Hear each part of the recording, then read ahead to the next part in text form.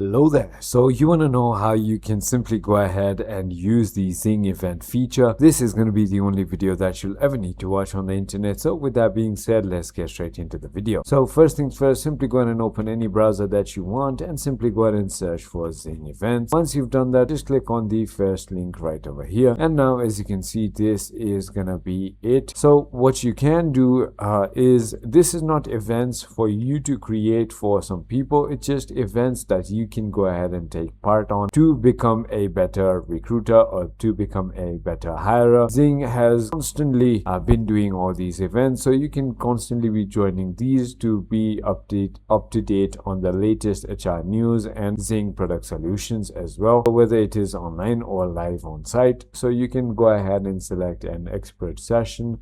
You can go ahead and register for it. So as you can see, how your job advertisement inspires Gen Z, and many more events just like these. So I hope this video was helpful to you. If it was, hit that like button and I'll see you on the next one.